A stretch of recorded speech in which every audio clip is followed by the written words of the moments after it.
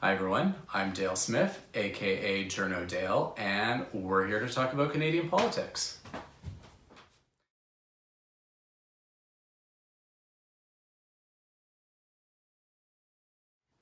This past week, the United States ratified the new NAFTA agreement, which leaves Canada as the last country which needs to do so. So what is that going to look like? Well, first of all, ratification in our system is a cabinet function. So it's something the Prime Minister and the cabinet can do, and that is pretty much going to be pro forma. What we have to worry about is implementation legislation through Parliament, and that's what's going to be the big question, particularly around timing of the deal. So one of the considerations we need to look at in terms of the timing is how much Parliament is able to carry on the work that was done in the spring, or how much of it needs to be restarted because Parliament was dissolved for the election.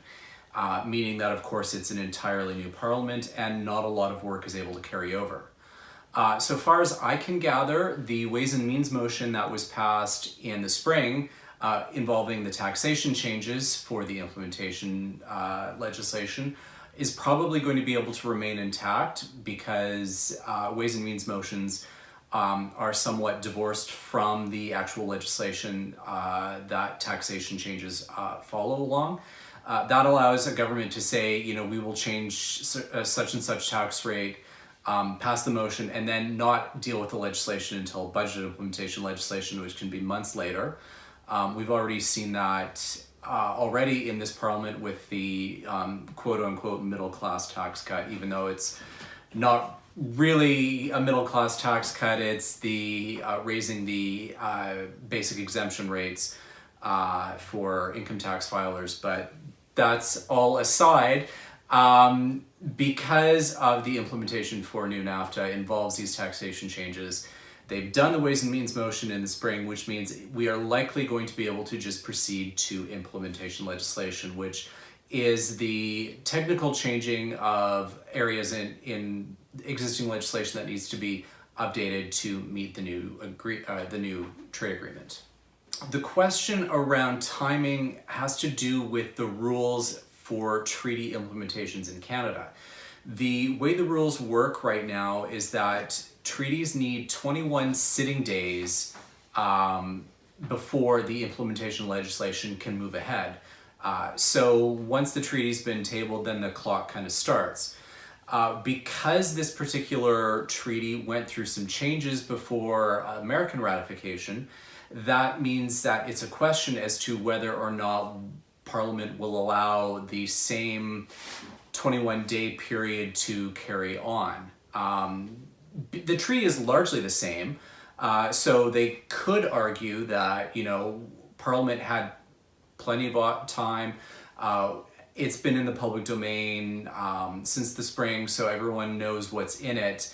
But there could be a stickler for procedure in terms of, no, this is a new Parliament.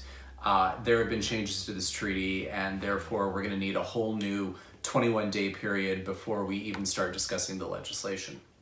So that 21 days could be a real factor in terms of the timeline. If by some miracle the government is able to convince the other parties that the 21 days from the previous Parliament, because the treaty is the same, then they could, in theory, swiftly proceed to doing all of the stages in the House of Commons in short order, meaning second reading and going directly to Committee of the Whole, meaning the entire House sits as a committee in order to discuss technical details and hear a few witnesses, and then go straight to third reading, and they could do that in a couple of days straight if they were to go through that process. I'm not optimistic that that would be the process because the opposition parties are going to want to make hay regardless. So they are likely to insist on the 21 days during which the committees will be formed because they have not yet been in this Parliament. The International Trade Committee is where all the action is going to happen, and that's where I think the different parties are going to look for an opportunity to make that hay. The Conservatives want to put on a big show about how the Liberals capitulated on everything. and we ended up with a worse deal, and so on and so on. The NDP are going to want to talk about how this only benefits the wealthy, and this is a terrible deal for Canada, and so on. And the Bloc are going to want to make a lot of noise about supply management and the aluminum sector, because they would not take yes for an answer when it came to assurances that the provisions around aluminum in the new agreement would actually be stronger than the non-existent provisions around it in the old NAFTA. So all of that, they're going to want to get full airing in camera for the public consumption, so that they can all make a big fuss for their base. The other consideration for timing is going to be the Senate. There is the possibility that the Senate could do pre-study on the implementation bill, by which I mean that they could do their own hearings in parallel with those in the House of Commons, and if they find any particular issues with it, they could send those recommendations over to the House, change them on that side, so that when it passes the House of Commons and goes to the Senate, the bulk of the work is already done and they can pass it in very short order.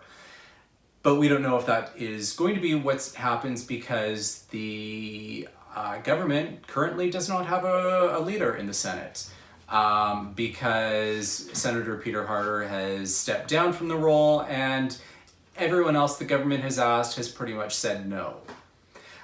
So that's going to be another stumbling block that the government could face if certain characters in the Senate decide they want to be obstinate. I don't know that that's going to happen, but that is certainly a possibility that we're going to need to watch out for.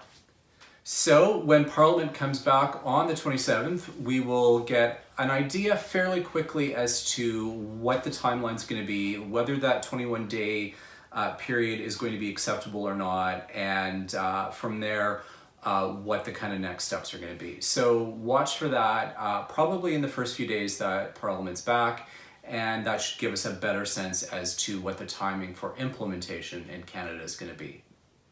And that's everything for this week. Join us again next week for some more Canadian politics.